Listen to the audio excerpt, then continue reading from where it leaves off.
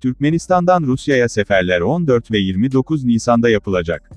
Türkmenistan'daki Rusya Büyükelçiliği, 14 ve 29 Nisan Rusya Federasyonu'na en az 2 ihracat faaliyeti örgütleniyor.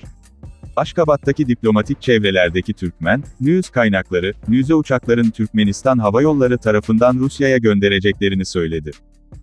COVED-19 uçaklarında, Türkmenistan'dan. Türkmen'in amacı Agor, 14 ve 29 Nisan Kursuki.